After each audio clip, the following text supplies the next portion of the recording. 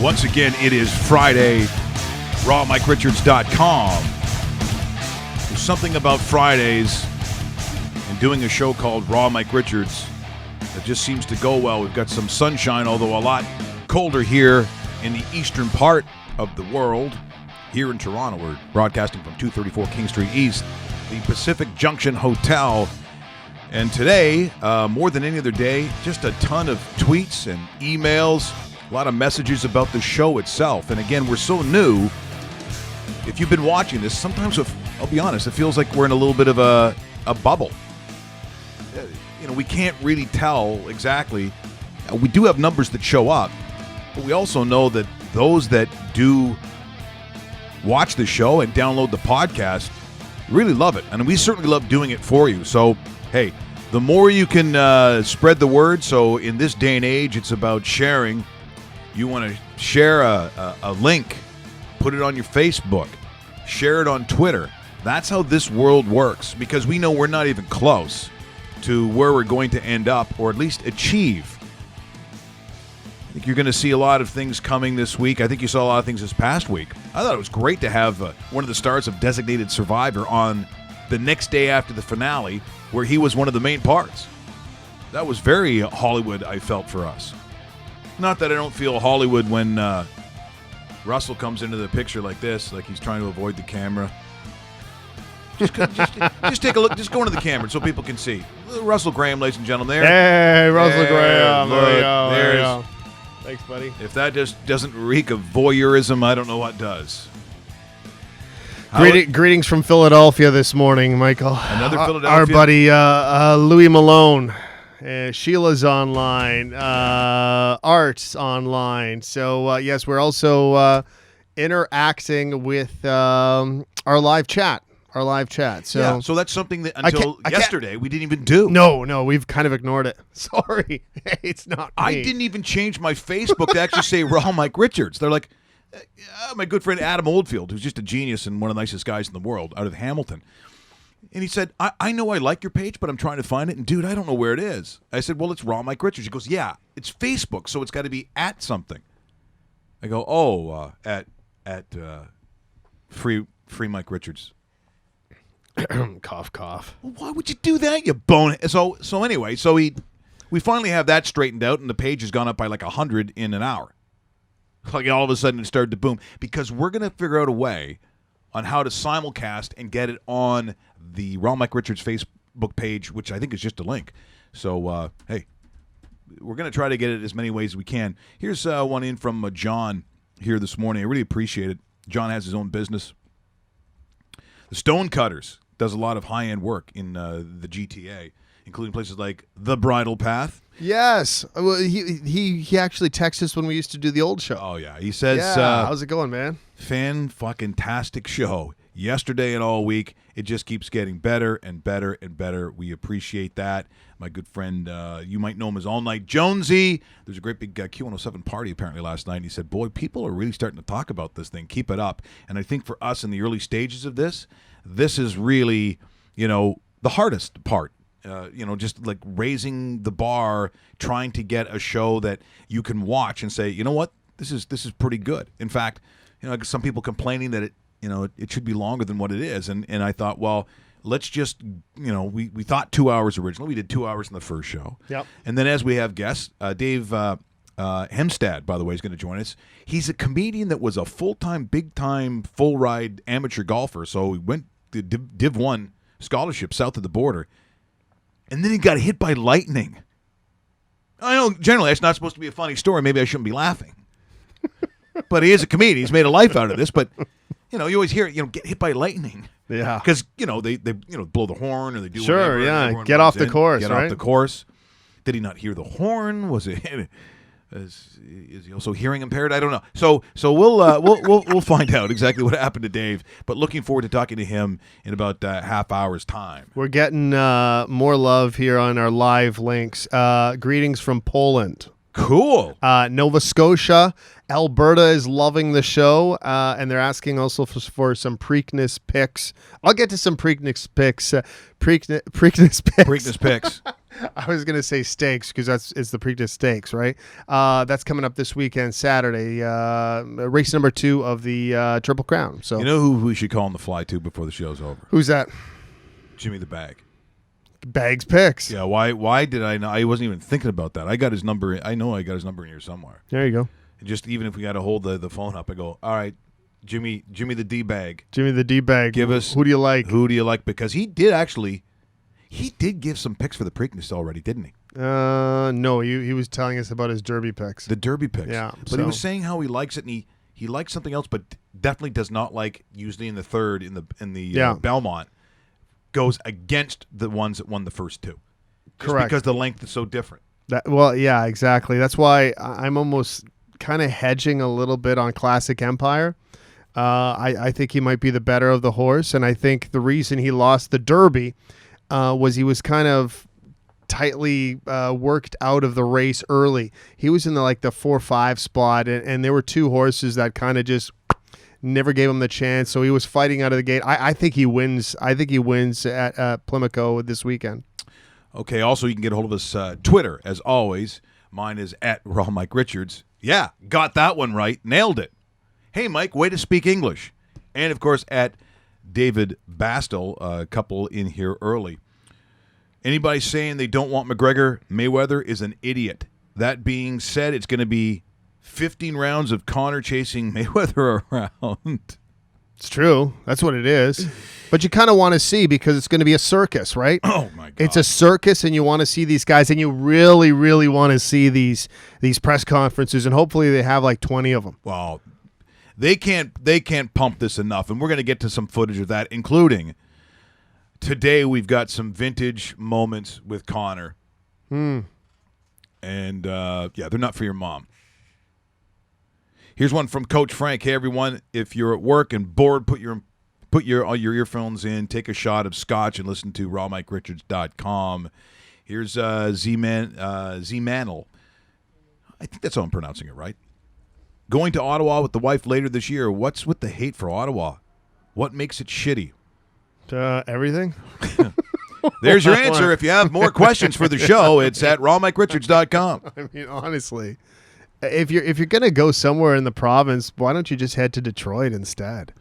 Yeah, it depends where you live, and I know people don't understand this, but Detroit obviously has some image issues. They do. But if you go right downtown, so let's say you want to go to a ball game. It's fantastic. It's Comerica. There's about a 5 square block radius that is awesome. There's an old hotel that's bar is just, it's out of the 20s. Yep. And it would be tough for me to get out of that, me.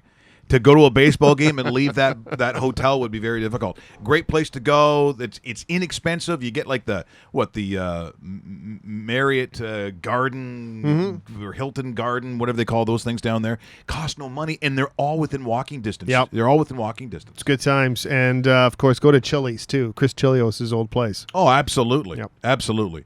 Well, let's get to some of last night just very briefly here because we're not able to show the highlights because I'm not fighting with the NHL. We'll pick our time to fight with them. But almost shockingly, there's a couple of things about last night's game.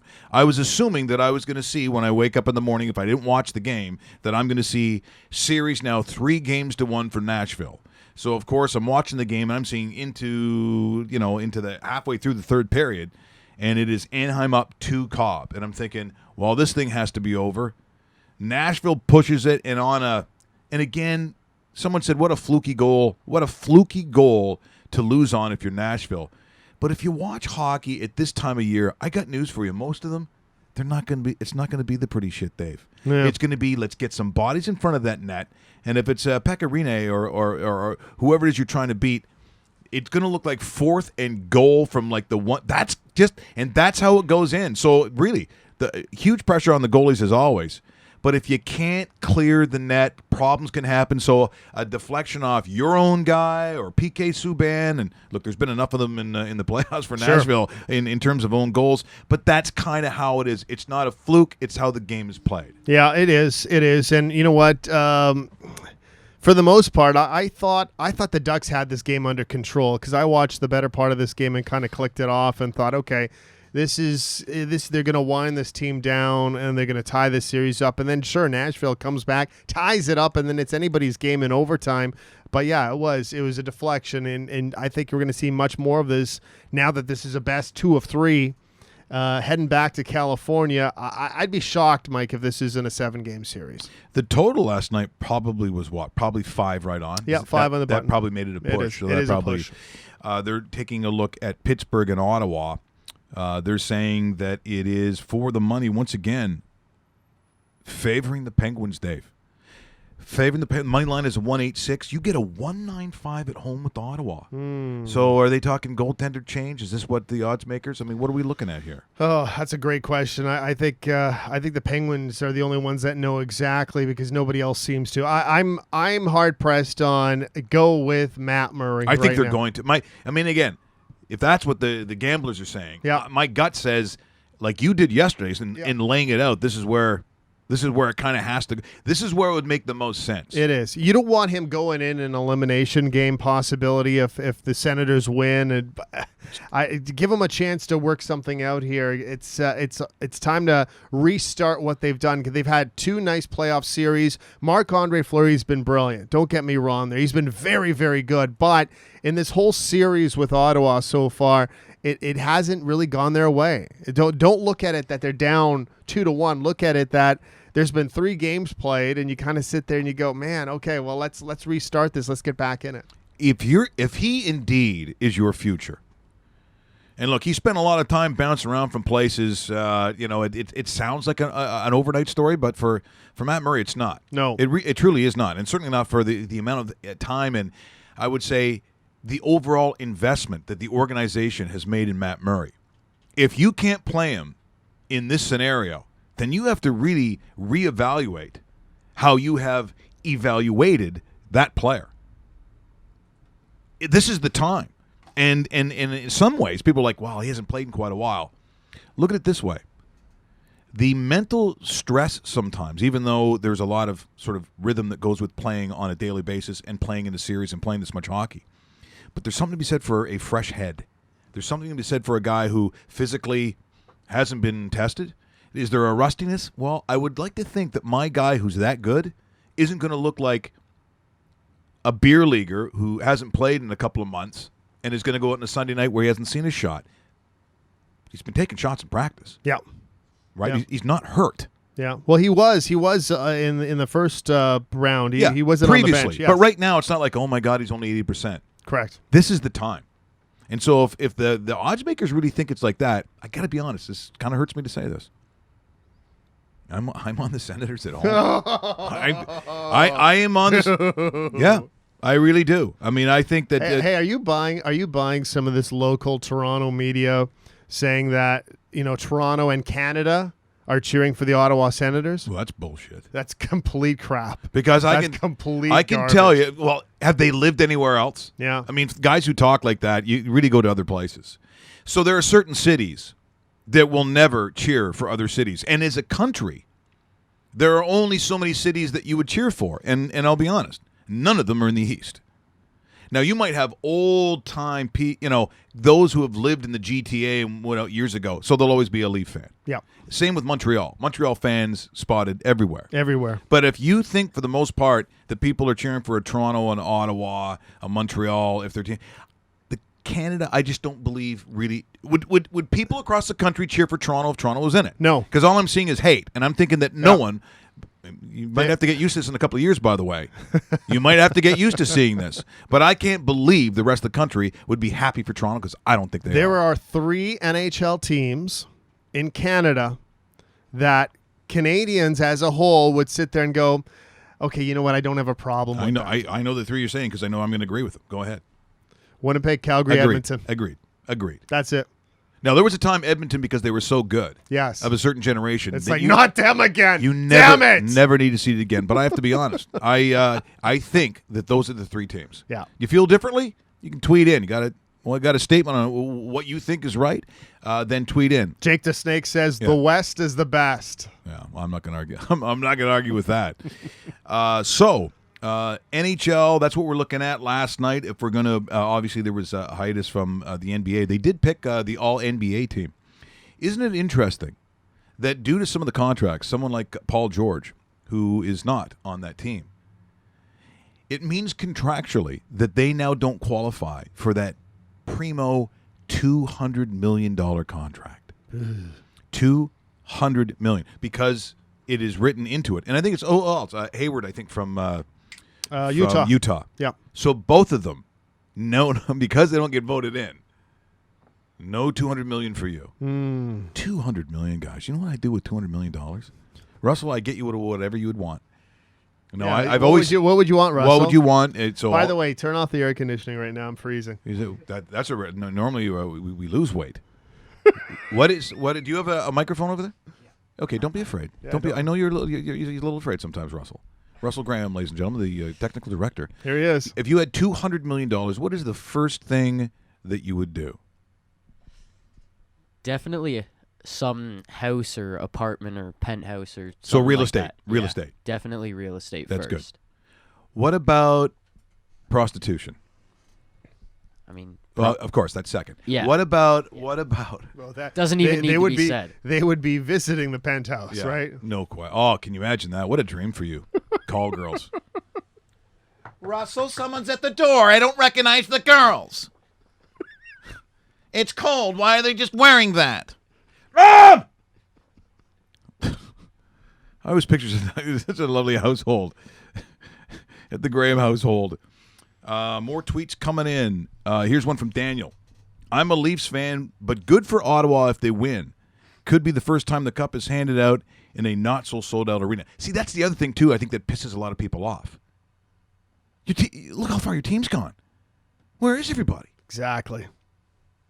Like I can't think of another town, and that's sometimes how I see Canada.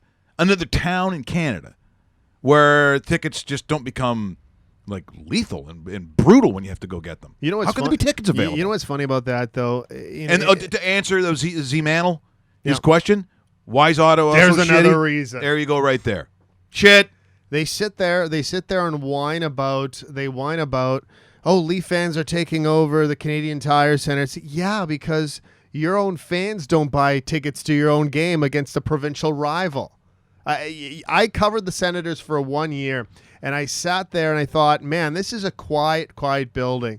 And then the further they got, it's like nothing's really changing here. This is just what it is, and it's kind of sad. I know a lot of people sit there and say it's a political town, and there's nobody's really truly from Ottawa. They might be onto something. Honestly, it really is. And if you want to back that, go ahead. We're fine with it, but I can't. Getting a whole bunch of tweets here this morning. Here's one from Luch. McGregor Mayweather will be like Evel Knievel jumping the Snake River Canyon. # what a joke. Wouldn't spend 10 cents to watch.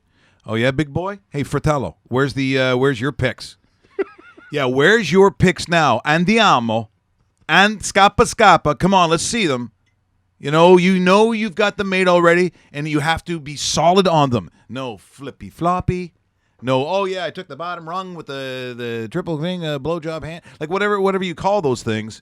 Let's hear what it is. We don't need your comments about that, about Mayweather, because guess what? I'm buying it. Yeah. I'll be Dave and I will be watching together. I can get I'm front row. and then Russell with Whatever Zsa her Zsa name or is. Mercedes or whatever. Russell, I want some chips. Mom! The hooker's not getting chips! So, the enormous drama, and to a degree I understand it in this day and age, with Kevin Pillar. So, first of all, the Blue Jays, they do win. They finally beat the most amazing Atlanta Braves. 9 Cobb. In that game, you could see a lot of venting. Who you didn't see it from was Kevin Pillar, because it is team? Is this how I'm putting it? A team self-imposed. Yes, correct. Through Major League Baseball. Major League Baseball picks up the phone, talks to one of the two-headed monsters here in Toronto, and they said, well, okay, there's only one, but you know what I mean. Sits there and goes, okay, how are we going to address this? Blue Jays say, let us take this. we'll do 2 games, blah blah blah. Major League Baseball's good. They'll back off, which looks good on them. Looks good on the Blue Jays. Looks good on the Blue Jays that they're enforcing a 2-game.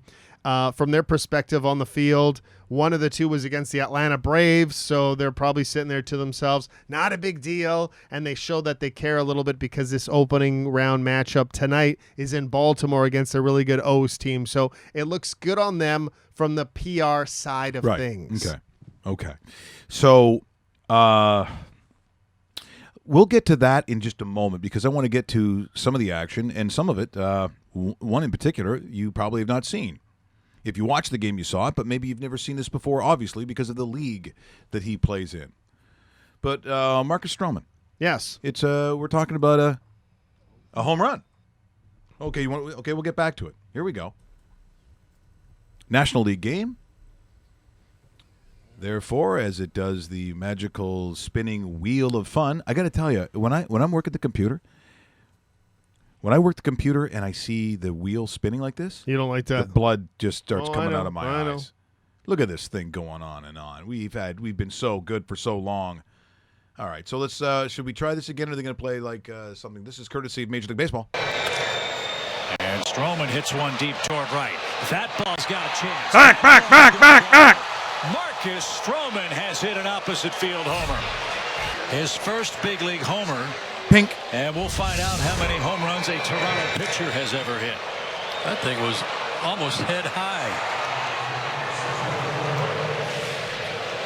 Pretty impressive. Not too bad at all. And look, a guy who's doesn't get a chance for obvious reasons because of the league he's in. But don't think he's going to be thrown in the lineup now. People are going, yeah, he should bat like third. Well, Third. on this team, when Barney Goins, Coughlin, whoever's catching outside of Russell Martin, maybe there's a little bit of an argument there, but man. Seriously, I mean, look, I don't think they're that desperate yet. And, of course, you saw, Russell Martin, about a week ago when he was thrown out into the infield. Yep, that's right. So I guess you do third base. what you got to do. But honestly, that was part of the excitement of last night. Then it's interesting, the way in which they talk about Jose Bautista. Now, in Toronto, there's a little bit of a bubble, and Toronto sees itself, obviously, as a part of Canada, which means you're the good guys. You're the polite ones. You're the people who say sorry a lot. And so, therefore, there's a perception that we're not disliked. Is that image changing, and is Jose Bautista now becoming this reflection of maybe an underside, a dirty underbelly that says that we are seen, maybe in terms of Major League Baseball, is not the greatest of guys? More written about him today as perhaps the most hated player in baseball. Most hated. And the first pitch buzzed the tower inside. It missed him. Just a little No. inside. It would be almost too obvious if he does it on the second pitch. Yeah, he'd never do that. Run the risk of being ejected. Yeah, he wouldn't do that. Got him there. So on the second pitch, Bautista is hit. Now Paul Emmel walks out to the mound. And he's issuing the warning to both managers. I think Paul Emmel is doing the right thing right here. And by all accounts, this should be over. We'll see. Well, and You know what that was? Yeah. That was a receipt. That's all that was. It could have been a lot worse, but that was just a receipt. That was you were an ass yesterday. Here's your receipt for what you came out to buy. So that's all it is. Because if you hit anywhere on the leg, it's I've caught games at a junior level. Yeah. But still a high enough level. There's some heat on that. Yeah, so exactly. So your pitchers in this league are probably like 80s tops, you know what I mean? So, and if you want to brush somebody back and you want to send the correct message but not injure him, it's always on the legs, because what's going to happen today, that's going to be a nice yellow bruise, one of those ones that kind of spirals out and then changes color on you, those little purple and layers. everything's going to be okay. Yeah. If you go any higher, or I hated it. Or head. You never do that, or you try not to anyway. Well, sometimes. But rib cage, you could crack ribs, hands, fingers. There's so many bones in the wrist area, the hand area. You could really, if you pinpoint it properly, you could really do some damage. Leg, thigh, easiest place to get hit. The Pilar issue overshadowed a lot of it because we talked about some baseball issues, and of course that had nothing to do with what we just showed you. So the 2-game suspension, and there are some people, upon seeing his apology, which he released on Twitter, that it wasn't enough, that somehow the apology even considered heartfelt, that it doesn't go far enough, and that 2 games doesn't go far enough. And the fact that he's referred to as Superman somehow has lent itself to, I guess, a feeling that, when people take their children to the game, that the guy that they look up to is somehow much less than that. Well, first of all, and I've said this for years, if you're leading your kids down a path where you have to look to a professional athlete for some sort of sense of value or morality, then you really have to rethink how you're being a parent. They're just human beings. That's it. Some of them are really, really good at what they do. Some of them combine that with a sense of dignity and again, a sense of ethics that are reflective of maybe how you see life. But they're just paid people. You can be a douchebag. You can be someone filled full of hate. You can be a drunk. You can be an abuser.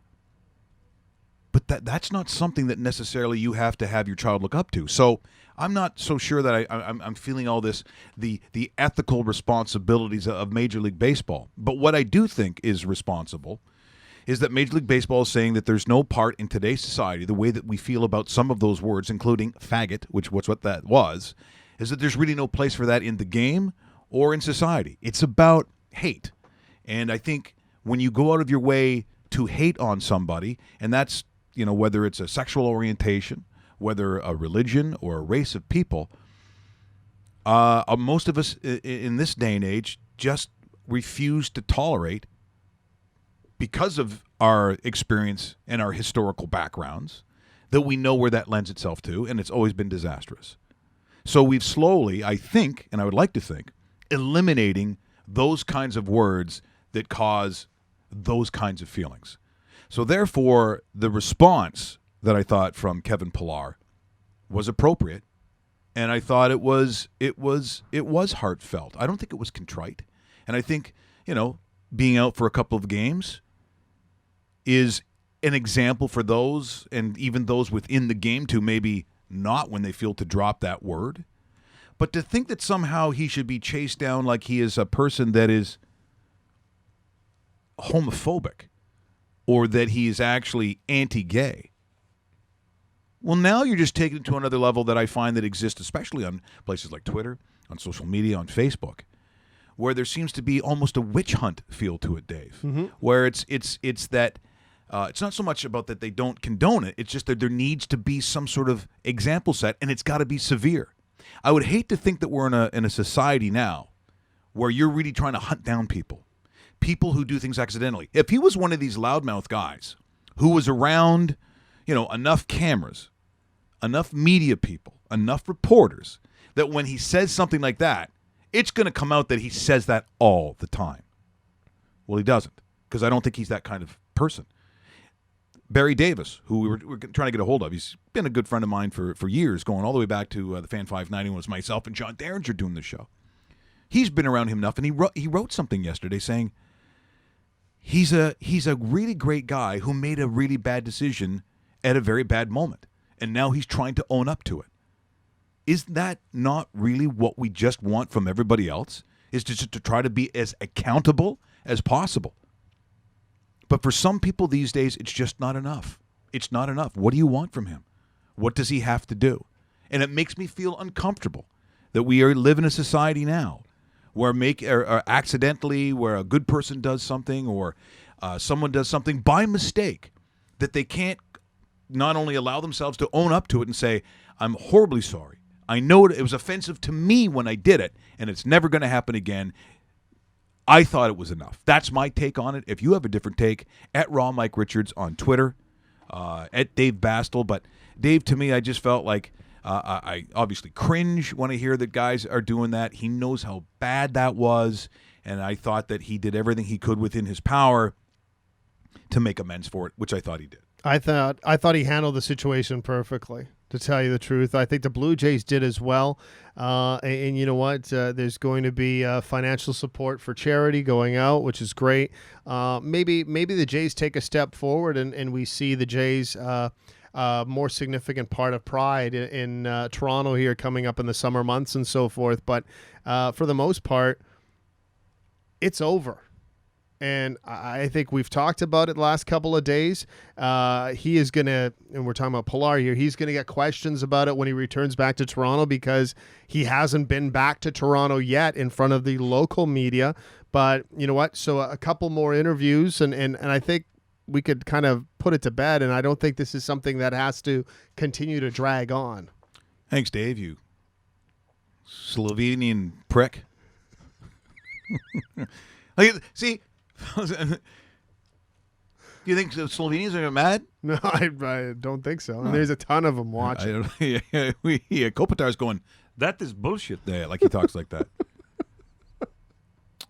You're watching Raw Mike Richards on the dedicated YouTube channel, or you've downloaded the podcast. We hope you continue to do so on iTunes. And thanks to our good friends at Henry's Cameras, Canada's camera store, also Avi Studio, who built our website, and our good friends at Eggplant Productions, Canada's creative hub. We appreciate that. Do we have any breaking NFL news music that I could go to? No, Dave, but I'll tell you what we do have. Okay, let's do it. We have... Now it's time to play everyone's favorite game show. Watch it or bet it. shit music. Okay. Hey, you don't watch it or bet it. But. You know what? This might be more appropriate than breaking news music because sources say all right, that Ryan Fitzpatrick has signed a contract with the Tampa Bay Buccaneers. Oh, Jesus. What? I'm not joking. Well, as a backup. As a backup, yes. What a joke. He's not even good enough to be a backup. That's the thing that pisses me off. I mean, you sit there and you go, wow. Tampa had so many things going for them in the offseason. They drafted well. They're getting young. They're getting stronger as they get more mature. It looks like they have something in Jameis Winston at quarterback because I wasn't sure when he came out of Florida State that he was going to be a guy. But guess what? I think he's turning into a guy. Well, I think he turned into it immediately, Dave, and basically the reason why is he played a pro-style offense at with the Seminoles. And so, therefore, all the questions people had about him were maturity. Yep. Ethics, yep, all those other things, and that has not been a problem. And they draft well. They draft O.J. Howard out of Alabama, the big tight end that's supposed to be a playmaking tight end. So you got into the league right now, Dave. You got a receiver that plays tight end and is the size of a Mack truck. It's going to be ideal. I would not be surprised if the Buccaneers win that division. Oh, that's very bold, Dave. But I don't like the signing of a backup quarterback in Ryan Fitzpatrick. Yeah, we'll see. I mean, I guess they figure he's got that kind of experience that I guess. Jameis, I hope they got him cheap. Well, and here's the other thing too, and we've seen this in the National Football League in the last I don't know how many years. You lose your starter, your season's over. How many teams now? The first guy drops, and you're like, well, who do we got now? Russell Graham. Oh, jeez. Graham. Why, that English bastard? Now I'm just going to say stuff. See if we go, why does he keep saying that stuff? But it's true. I mean, look at the Houston Texans over the years. What an example of, well, we don't really have a guy, but we got three of these guys that have come from other teams. Look at the defense that the Houston Texans have had. Yep. Obviously including J.J. Watt, but we're going to lead with that in conversation. Sure. But if they had anybody, Dave, capable of throwing a ball, receiving a ball under center, handing off a ball, managing an offense, they might be like okay, let's just rewind for a second.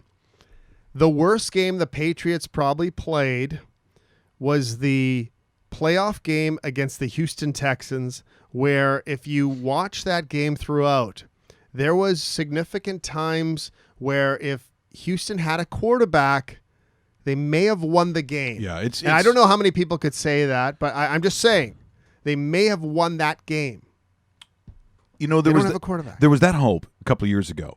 So Case Keenum Yep. comes out of University of Houston, so he's a local boy. Yep. And with the Cougars, Nice story if it would have worked out. He broke every record that they have. I mean, he was the golden boy of that area, and they were really hoping for, I'll be honest, sort of I don't know if I'm going to put it on the same scale, because he's not LeBron equal to what it is in that league.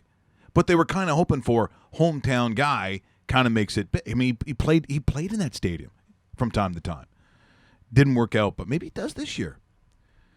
Can draft picks really change your future in the NFL? One guy. Well, maybe it does. On a team that already has a defense, maybe a young quarterback that gets some protection, maybe it does. We'll find out.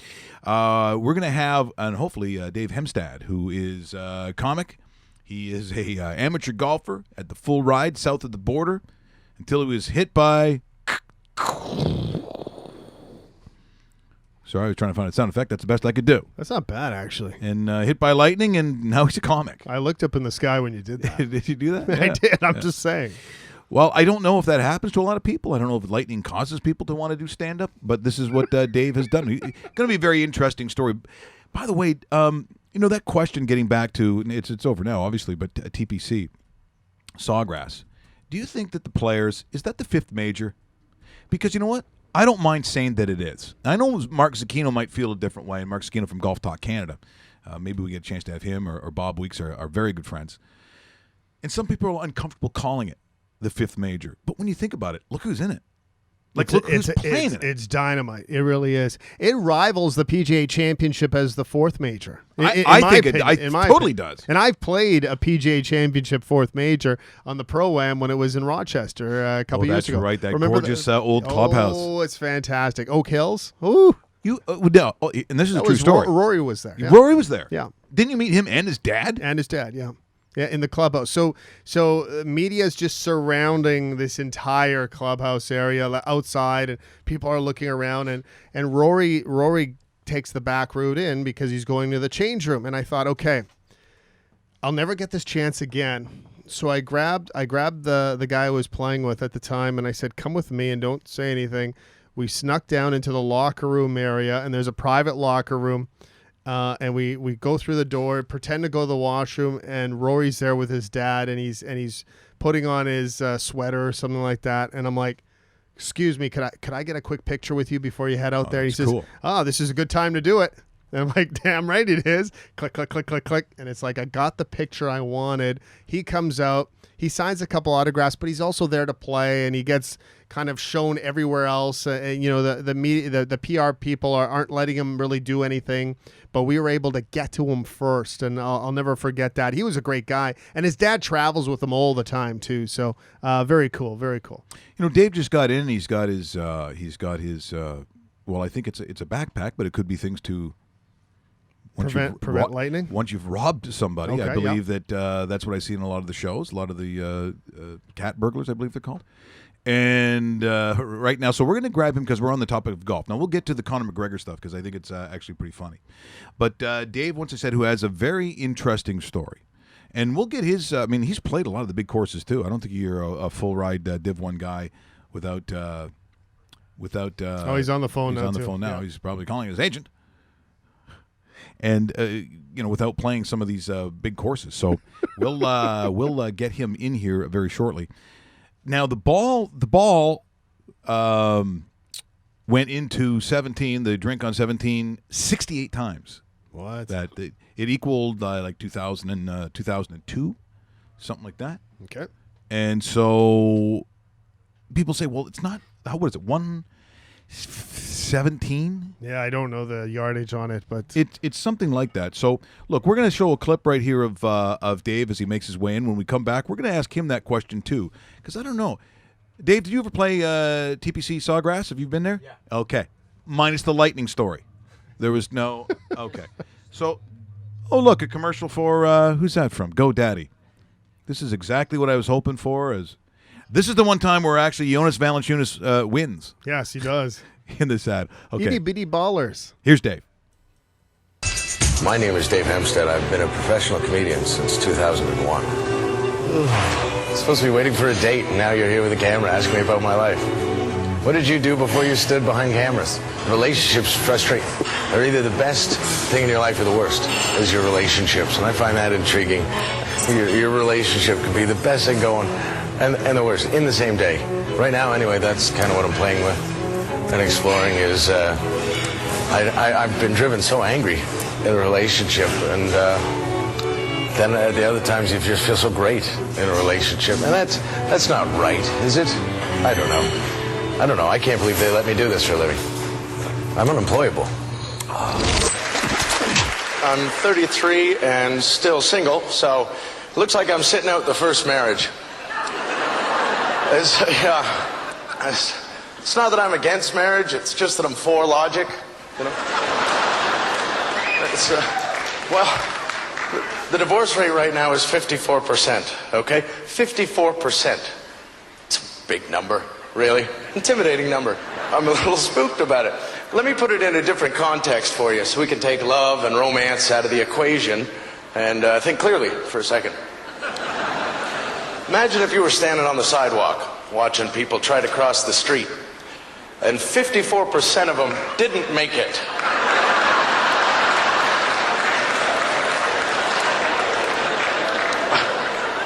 How excited would you be for your turn? Really? Really? Don't you think you'd see a lot more? No. Go ahead, man. Go ahead. Yeah. No, there's a system here for sure. We haven't found it. Go ahead. Yeah. What? Yeah, I'll be lonely. I'll be up half a house. That's fine. That's a lot of rooms to cry in. So, and dating's tricky, you know. That's the alternative, of course, is dating. And it scares me. Dating's the #1 cause of marriage. So, I'm getting older, which means by default, girls are getting younger. And I can't date young girls. I can't. They're full of hope. I'm getting so tired of putting that out. It's hard on my heart to watch the light fade out of somebody's eyes. It really, it's so tiring. Look, young girls still think Mr. Right might be out there, and maybe I'm him. Oh, that is rich. There is I date older women because they know better. They are. Of Dave Hemstad, who joins us here in studio now. Dave, thanks so much for literally just like a firefighter coming into a bar, seeing a bunch of Lugans in here, and joining us like with almost no warning whatsoever. Yeah, well, you know, Friday morning, I just wandered the streets hoping for somebody to invite me in. So thanks for unlocking the door. Yeah, well, we literally would unlock it for anybody, just so you know. We're not... Just so you know, the first 10 doors didn't. I was pounding on all of them. I couldn't get in. So. Now, Dave, whereabouts you from originally? You Canadian? Yeah, I grew up in Thornhill. Thornhill? North of the city, yeah. Absolutely. Were you a Thornhill High School guy? Or were you a Thornley? I was a Tiger. Oh, you were a Tiger. Yeah. That's an old school, too. Yeah. That's been around for a while. Yeah. So you must play Thornhill Golf and Country Club. I don't regularly. I have played it. You have? Or you, Yeah. Good Not course. a- Good not a course. member. Yeah. It's all right course. Yeah. Oh.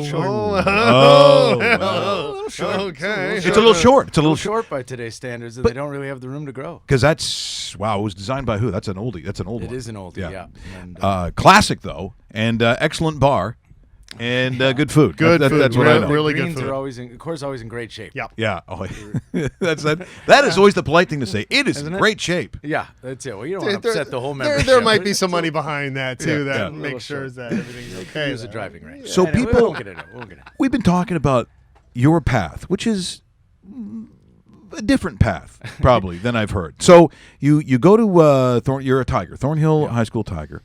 You get a full ride then. You get a full ride in a Div 1 school? In the end, the first year I had to walk on. Oh, you were walking. Oh, Okay. yeah, I had to earn it. And what school are we talking? Did a year at Wichita State. Wichita State. That was a shocker. Wow. Yeah. Before probably people went, where are you going? Yeah. Before the basketball was Like probably a really year huge. Before shocker mean something else. Yeah. That's how old I am.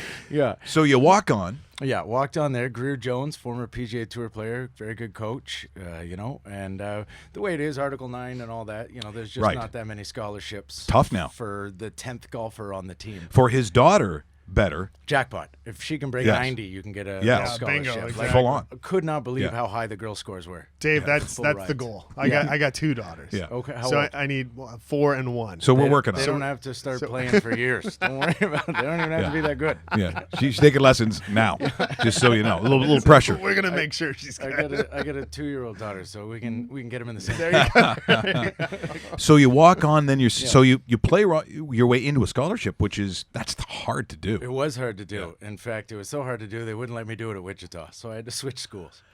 So to stay within that roster at the same school, no, just I came in on academic probation. Apparently, my 6 years of high school didn't qualify me You're for preaching to the academic choir. scholarship. Yeah. So they said, focus on your grades. We're going to redshirt you anyway. So I said, no problem. So I got the highest grades on the team, looking good. And they said, yeah, well, we can't give you any money. Your scores are no good. You said to work on the grades. So yeah, anyway. you can't get the both. Make up your right? That's mind. outrageous. So they said, go play in some tournaments. We'll see how you do in the off season. I said, well, if you don't give me any money, I got to work like 3 jobs to come back. So they say, yeah, well, life's tough all over, you know.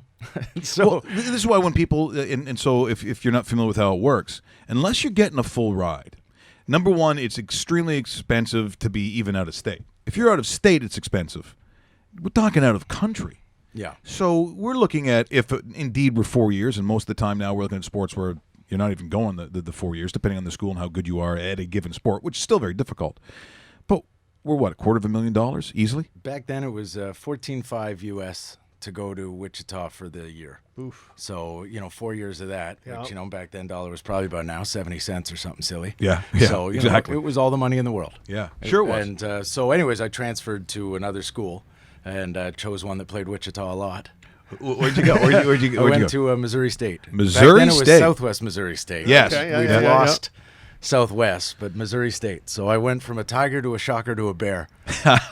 and we played Wichita a lot, and that was part of my decision was I wanted to stick it up Greer's butt.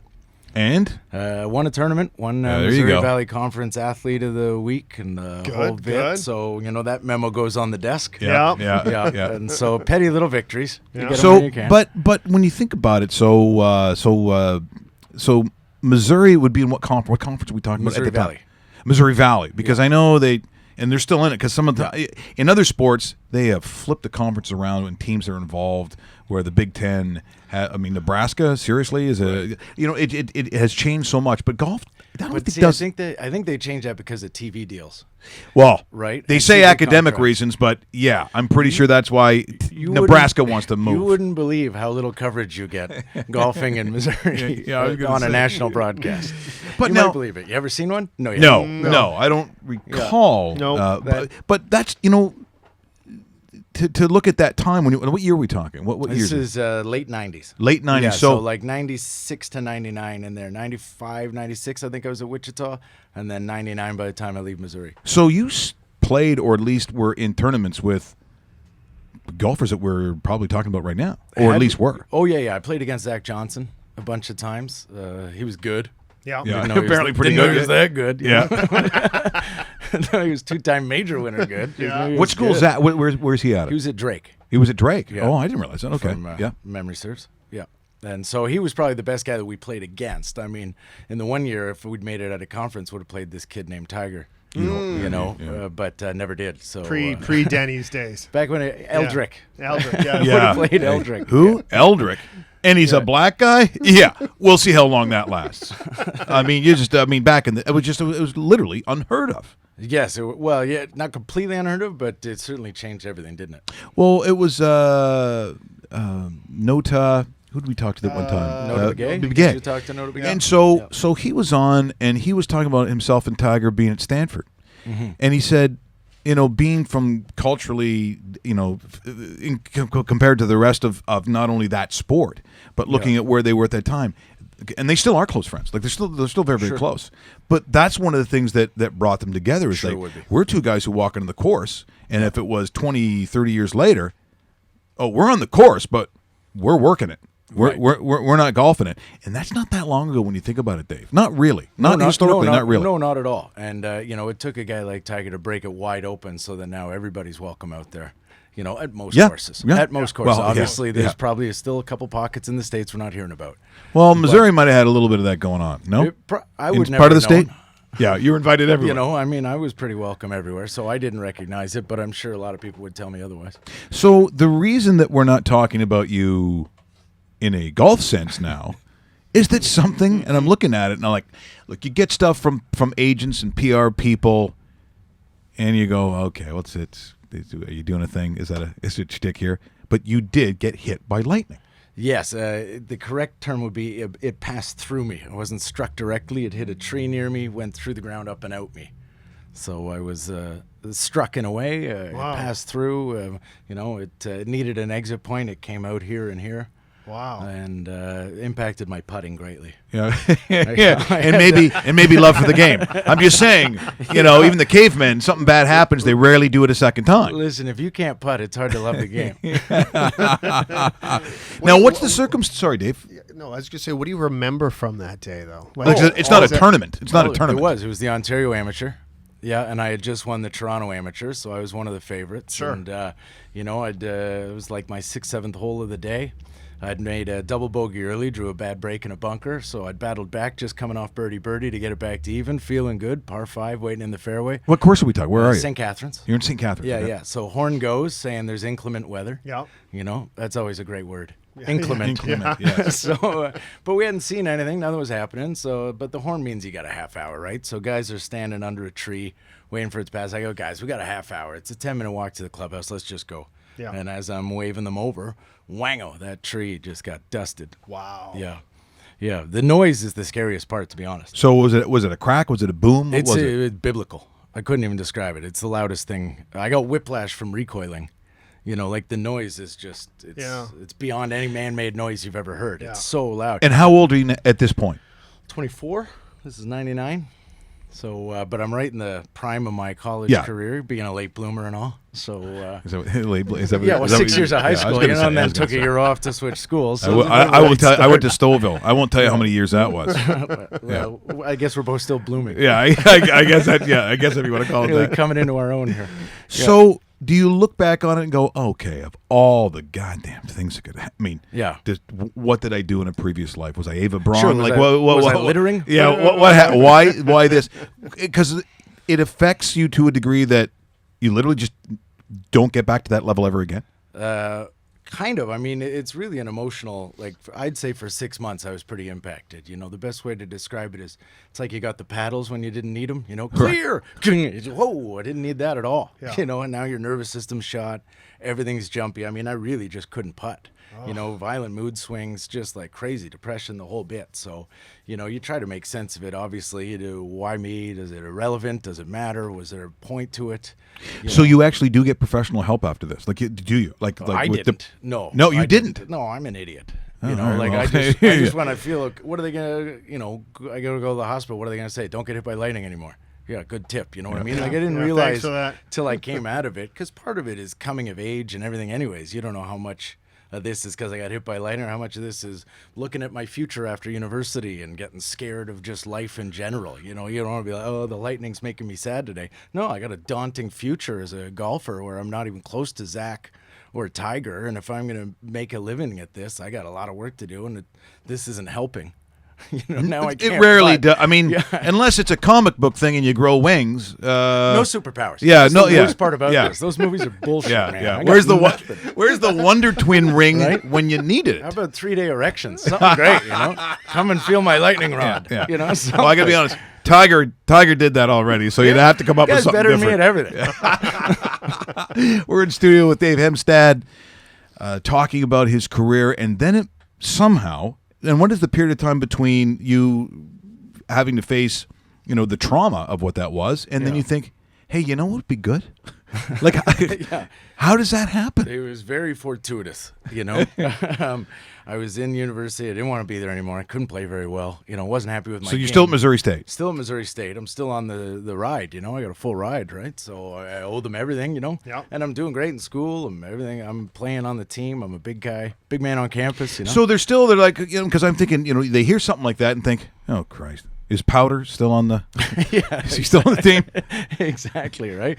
I'm trying to will the ball in with my mind. I don't know. One tournament down the stretch, my coach, I gave up. I like 4-putted the first hole, and I was only like 3 shots out of the lead going to the final round, and I got like a 4-putt and a 3-putt in the first couple holes. Just can't do it. So I started putting with a 3-wood. My coach is coming around and seeing me with the 3-wood on the green, and I hit one like 12 feet by. I got to make a 12-foot comebacker with a 3-wood in front of my coach, which I made, thank God. Otherwise it would've been- but I like bury this putt with a 3-wood. I mean, it was like this, right? It was getting desperate. So I don't know. What am I gonna do? Like, I'm not gonna make it as a golfer. I'm just not. This isn't good. So Is there panic, or is it just like this realization? Like, how does that work for you? well, both, because the alternatives were is nil. Yeah. I was like, well, No. I'm not doing this. What am I doing? Yeah, I well, mean, trust me, I get that. I get that a lot. look, my major was broadcasting, Yeah. so you know Wow. exactly where. Oh, there you know go. how The bleak double my future whammy. was, right? Yeah. I figured if I couldn't play golf, maybe I could talk about it. right. Yeah, sure. Why not? Yeah. Anyway, I went to. I decided I got to get out of here. I don't know what I'm going to do. I don't want to be a quitter. I don't want to let everybody down. But this is pointless. So I went to talk to some professors because I didn't want to quit. But I'm like, can anybody talk me into staying? Because I got to get out of here. And there was a sign. One of the professors, I'm knocking, and there's a bulletin board that and it said student stand-up comedy contest. And so I'm standing there, I'm going, geez, I always want to try stand-up. That'd be great. I wonder how long you'd have to do and all that. And I'm just standing there knocking, and then it just hit me. I'm like, boy, I'm looking for a sign. This is literally a friggin' sign. How much more convenient can it get, dopey? Yeah. So I decided, it was 3 weeks away. I just decided right there. I'm like, okay, I'm going to do that, drop out the next day. So I just decided that and spent that 3 weeks working on a stand-up set. Luckily, I knew a guy named Dave Mary, who was a comedian. Oh, I know here. David Mary. Sure. Yeah, absolutely. So he and I were golf pals. So yeah, because you know what? I knew in the back, people kept saying, because I'd see him at these, kind of celebrity tournaments. I'm like, what's Mary doing here? And they go, you don't know? I said, no, I don't know. He goes, oh, he's like a scratch golfer or something. Yeah, he could play. So, and a comedian. So what a perfect guy. I called him. I said, there's this contest. He's like, find out how long you need to do. I'm like, great, good, no. So he just because that's a little scary. He was like, how long do I have to be funny? At least 5 minutes. Yeah. When you start, just give me 5 minutes. It was 7 minutes, right? yeah. It was, so you're like, okay, that's not unreasonable, right? I can pull 7 out Yeah. of this. So did it and won the contest, which I was leaving no matter what, but it helped to win it because I was like, okay. So on campus still? Yeah, the campus jokes, Yeah. I'm doing stuff How about many trying to peop- get parking. How many people are you up against? I don't know, maybe like a dozen. Okay, that's significant. Yeah, but not a lot of structure in a lot of those sets. You know what I Sure, mean? yeah. Like in hindsight, a lot of people on a lark. Like I don't think anybody was as focused as I was. Put it that way. So you're in it to win it. Oh yeah. And some people like on a dare are going, who else has mom with the big tits? Who's got that going on? Yeah. It's like, I don't like math. It's like that's not a joke, man. Come on. But here, this will really date it for you. So my prize was a Sega Dreamcast. oh, good God. Okay, yeah. Wow. Anyone ever have one of those? Like a The Russell- Sega Even that- Russell Graham's laughing. The Wow. Sega that nobody bought. Yeah. I think it was referred to as. But so I gave it to my roommate for rent because he wanted it. So I had $200 US I wouldn't have had driving home. I'm going, well, this is right 8 minutes, Yeah. $200. This is a pretty good racket. Not bad. And so in hindsight, the long answer to your question of how do you feel about lightning, I feel that the universe was kind enough to go, wrong place. Yeah.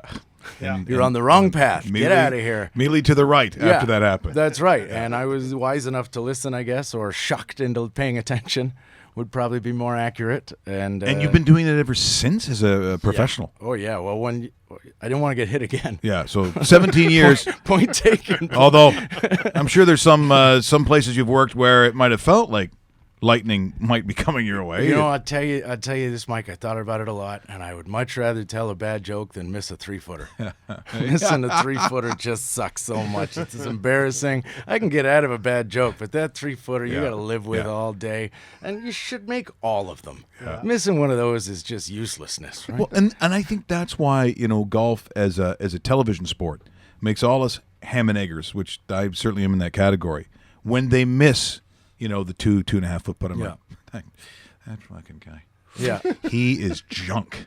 Junk. It's like, Yeah. Aren't you the one who threw your driver in like in the pond the other day and you stormed off? I think you shit your pants. Like, who are you telling? Who are you saying is terrible? I love that, right? You're a bum. Yeah. Get off the course. You're embarrassing yourself. So, have you returned to a golf course on somewhat of a regular basis? Or, Sure. Really? Sure. Oh, yeah, absolutely. You never get any. I know when lightning's close. Yeah.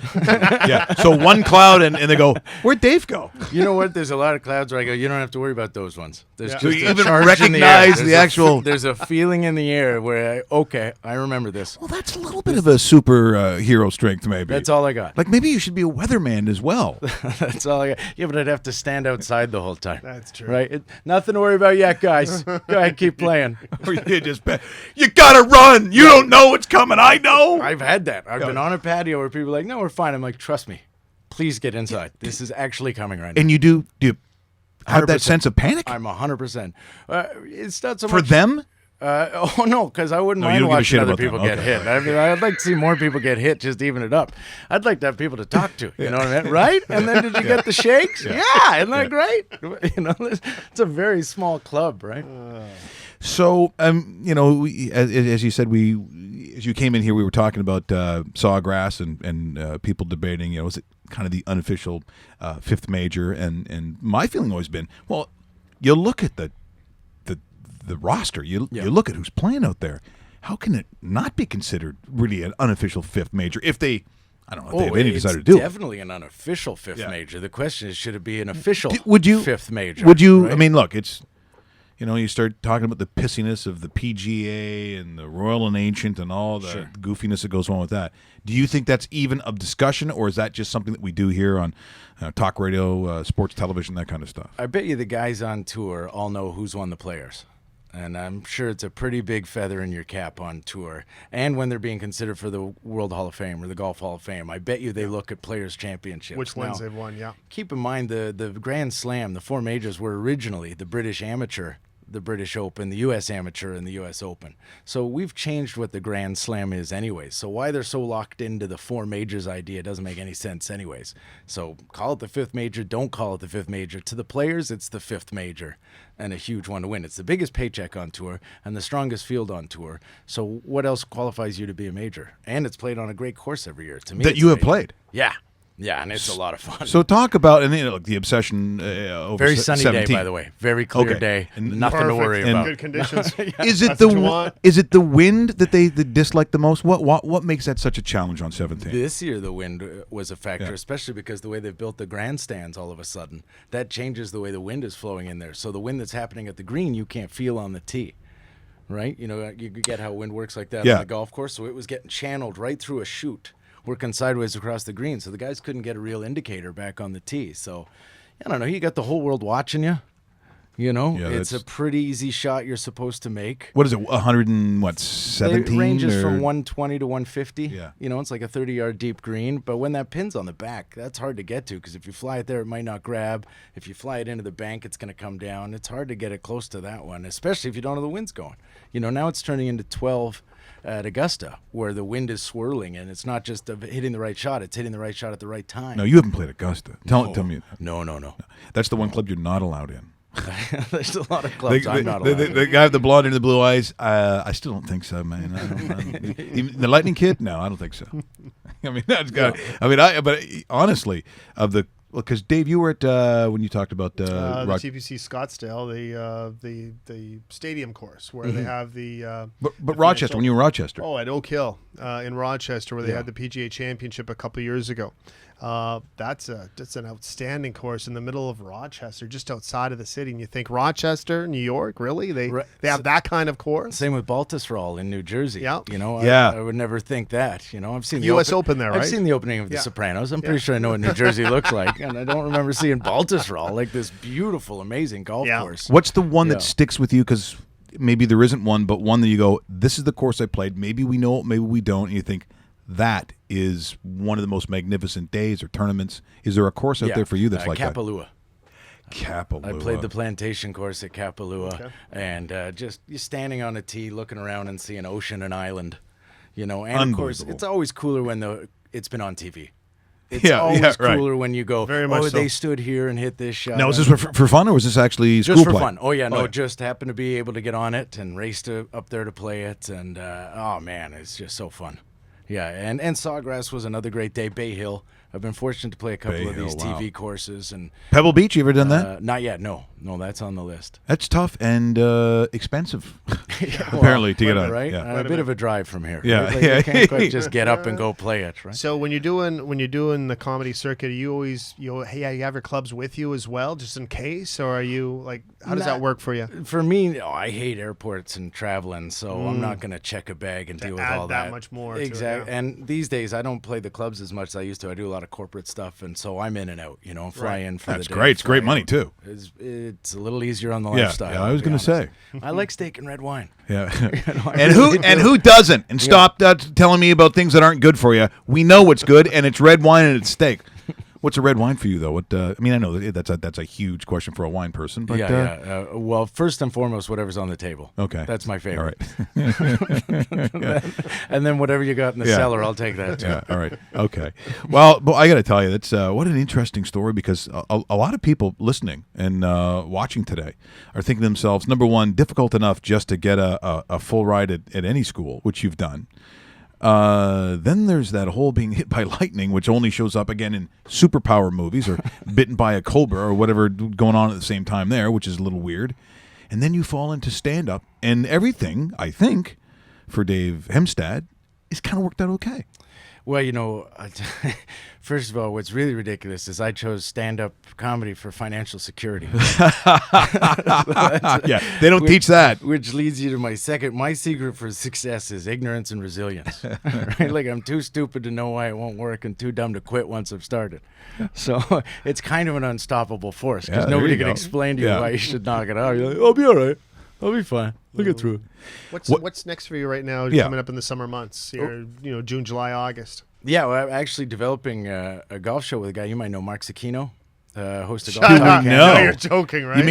You mean one? Well, he's like a Very good close friend friend. of Yeah, well, ours, exactly. Well, Zecchino and I we grew up together. We worked at the same golf store when we were 18, 19. And So we've been longtime golf rivals. Why did you tell us this We earlier? didn't know You that. didn't get to it. Yeah. I always got to get through the lightning stuff before we can start talking. Actually, if you had led with Zucchino going, well, look, oh my God, we're out of time here.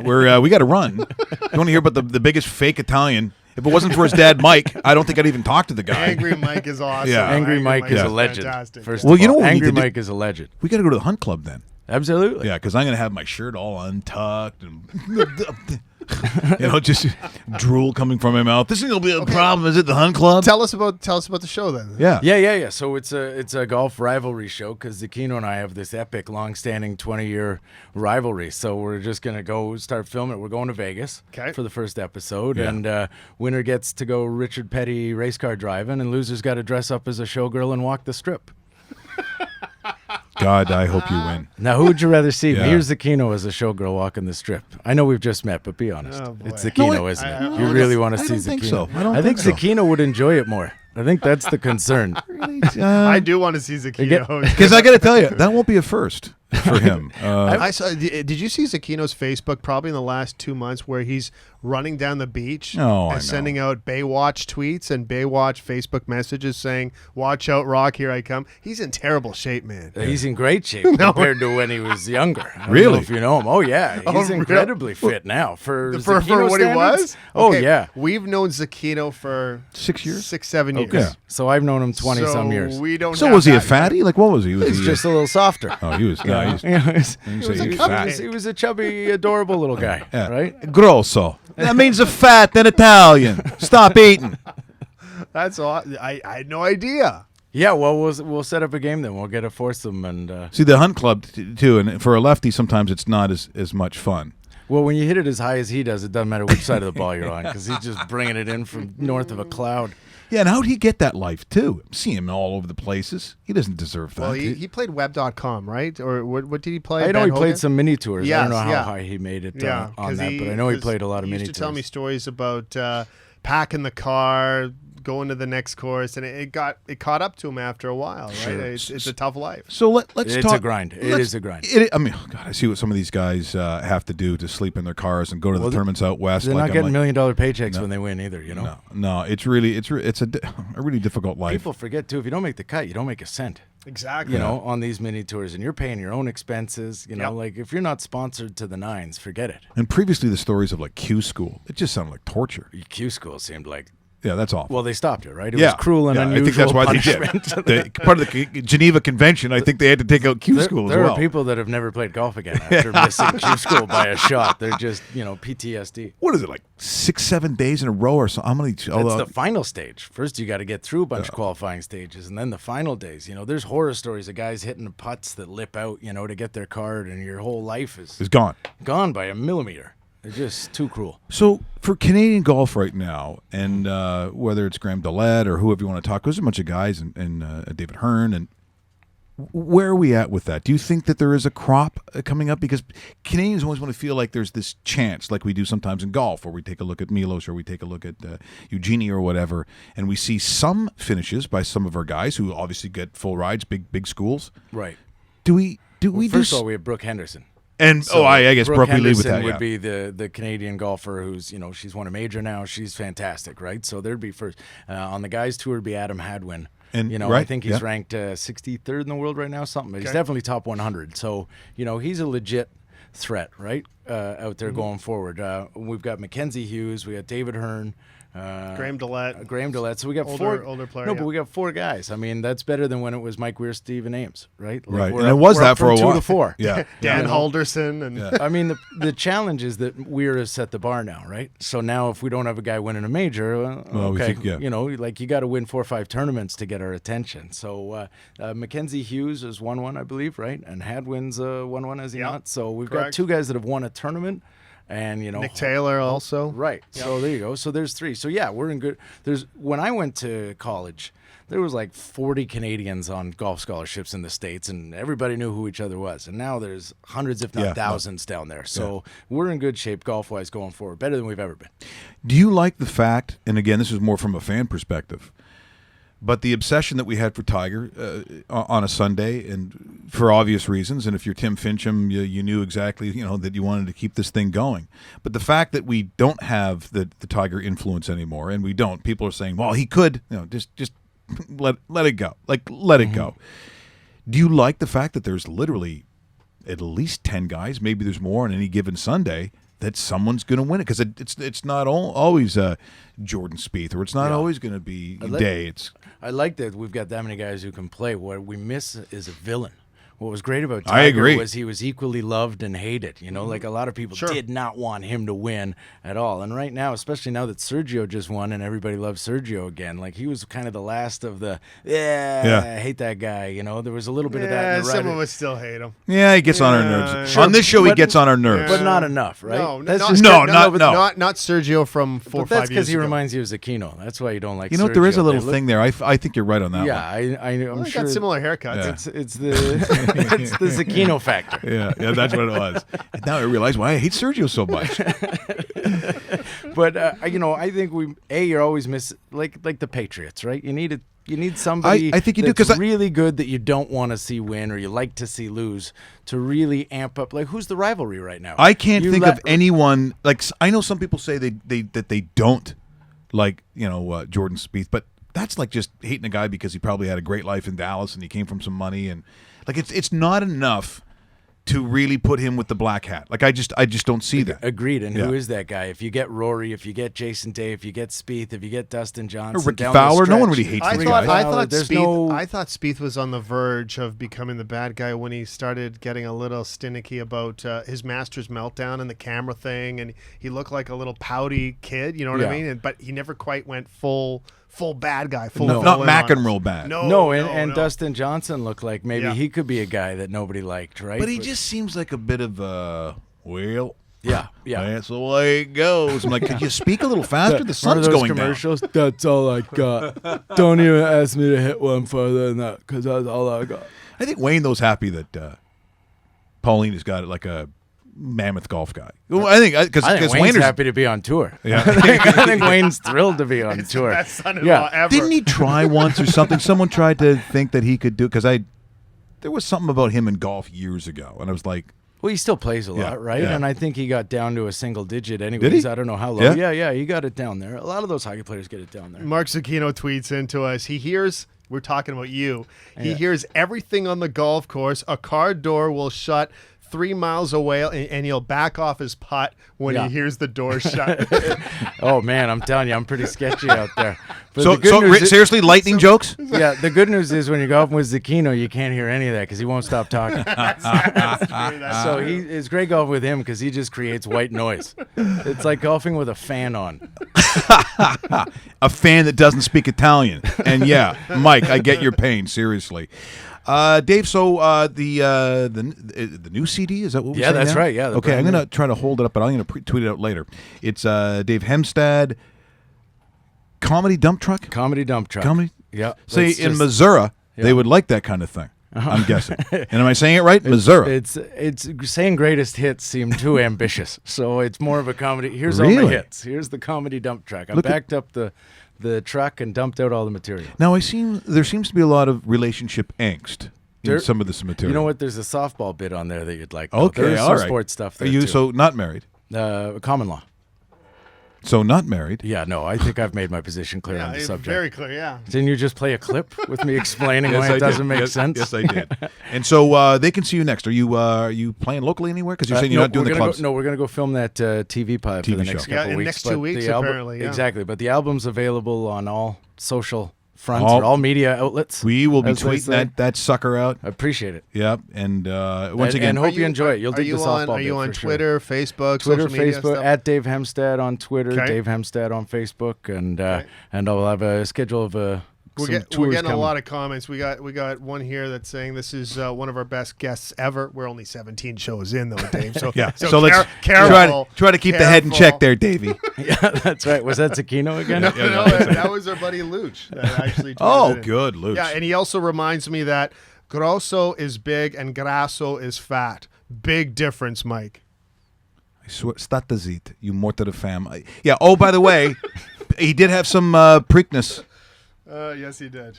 You guys had Jimmy the Bag. He would have helped Yeah, out with the Jimmy- Preakness. Jimmy- This Yeah, is what we Jimmy were Bag thinking last because I week. thought he gave. I thought Jimmy should have come in too. Yeah, have you talked to him about the Preakness? You Yeah, should get he him was on. in this week. Yeah, you're bringing him back in for his picks, or did he Oh, give all you the his time. picks? No, Yeah, we yeah. were going to bring him in. Conquest Mo Money Right. is a new horse to the race that could threaten Classic Empire is the winner Yeah. right now. I don't think He says Classic Dreaming wins. Empire, Always Dreaming, Conquest, Uncle Mo, Yeah, he Uncle Mo says, Dangerous. I'm agreeing with Bast. Yeah, I'm agreeing with that. Okay, I've never even seen that sentence from Of him. course he is, yeah. Well, tell you what, I come back for the majors and we can crap on golfers. Well, How about that? well, you got to come back And if dump on guys. you know. And Maybe next you gotta time we'll give have. us a call with Zucchino for U.S. Open. There That's you coming go. up in a couple of weeks. Yeah, That's right. We'll just get Zucchino, just have a show where we're just like Well, no, hammering on, just thumping it, like beating him up. Zucchino gave me a WTF why he isn't in studio too. Yeah, well, That's a great question. Well, when we do the show, we'll come back together. How about that? Yeah. If you ever, I mean, And- I'll miss talking.